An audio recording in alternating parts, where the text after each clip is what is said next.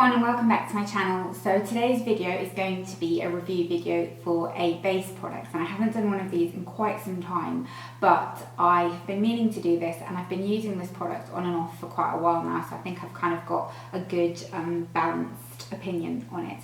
And the product in question is the Maybelline Dream Urban Cover, and it says that it's the full coverage lightweight protective makeup, which just looks like this. Comes in a little tube.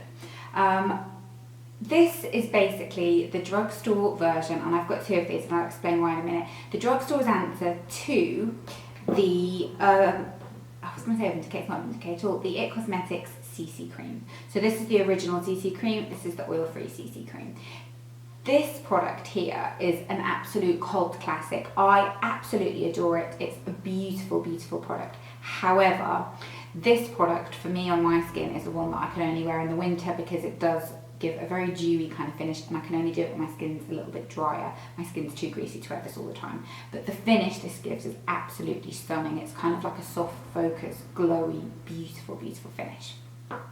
The oil-free version I tend to prefer in the slightly warmer months, and it is one that I do reach for quite often as well. I really like it, but the finish of this one slightly surpasses this one, I think. Maybelline's version claims to be, as I said, full coverage lightweight. It has an SPF of 50. It claims to be broad spectrum anti-pollution. Now, I'm going to read you a little bit just about some of the claims that this one makes because it's quite interesting. It says that it's smooth, light, easy to apply, protective foundation, enriched with antioxidants, vitamin E, vitamin B3, and helps form a shield and defend skin from pollution. This lightweight, full coverage comes in 20 different shades and best suited to normal to dry skin types. It'll smooth away signs of soft skin and create a natural and healthy looking complexion, non-comedogenic, and suitable for sensitive skins, and it's clinically tested to lock in moisture. So, my initial thoughts of this product were that I bought it in the shade Sesame first. Now, I really was struggling to pick my shade. The shade range of this product is fantastic. It's 20 shades, which is bigger than the It Cosmetics shade range. Theirs is more of a limited shade selection. I think they might have like about 7. There aren't tons. I wear the shade medium in the It Cosmetics and it suits me beautifully. I was struggling to find the right shade with this, so I did pick the shade Sesame, which worked, but it was almost, sometimes I thought it was slightly too light. It gave a beautiful, beautiful finish. It's what I've got on right now. It's a very kind of flawless, kind of creamy looking finish. I have got concealer and stuff on, obviously, but I've only got the eye eraser, which doesn't have tons of coverage.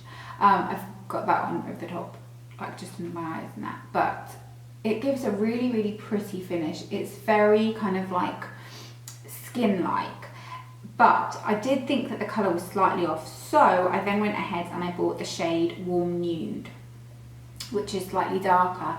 Mixing the two together seems to work the best for me, but neither are an exact match, and it's weird. I can't quite put my finger on it because it's not the tone of them. They're nicely yellow toned. Most Maybelline foundations are nicely yellow toned like that. It's not the tone that's the problem. It's sort of, it's like there's almost like a little bit of a kind of, they're too flat colour, if that makes sense. I'm not entirely sure. I haven't been able to work it out, and that's why I put off doing this review for ages, because I wasn't entirely sure kind of how to word it.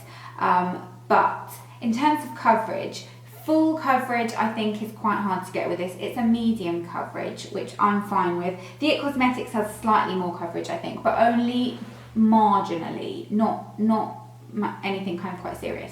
I'm not going to address the whole anti-pollution thing because I've got no way of testing that, so whatever. But in terms of the application that works best for this, I find these apply the nicest with your hands, which is quite interesting because I've tried them with a buffing brush and a beauty blender. Liked it with a beauty blender, wasn't super fussed with the buffing brush, but with your hands I think this works really well. The texture of this is kind of a little bit thick, which lends itself quite well to that kind of application. Whereas in comparison to the It Cosmetics, I really like using the It Cosmetics with the Beauty Blender, and I find it kind of works quite well. Not to say that this is quite a thin formula, it's not. It's still thick-ish, but this is kind of more, this is more, it's more kind of emollient in a sense of when you work it into the skin, it works into the skin better, and you don't need to use as much of it, I tend to find. So kind of make of that what you will. But like I said, I've got it in 2 shades, and I am having to kind of mix the 2 to get my exact shade, which is a bit annoying.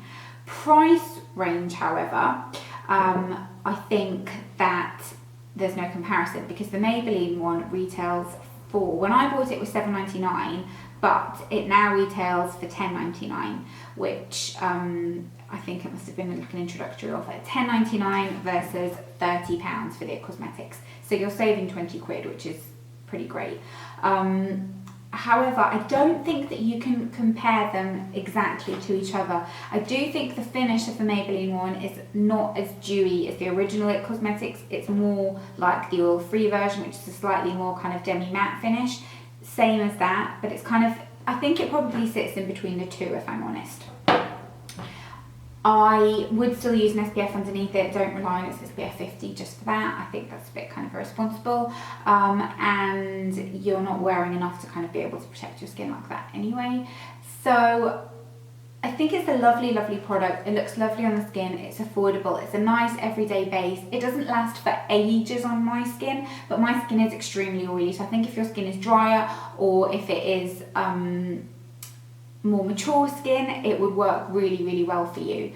It's a really nice product. I just don't think it's got that little je ne sais quoi that this has. It's a lovely product standing alone, but it's not identical to that.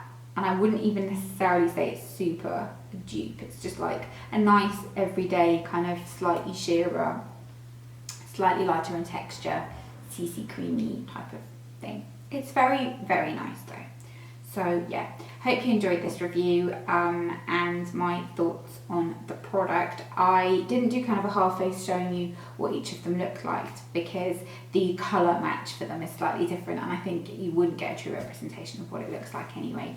But I do definitely think that it's a product that most people are going to really, really enjoy. I do also like that it has like a little nozzly thing, so you can kind of get it out quite easily.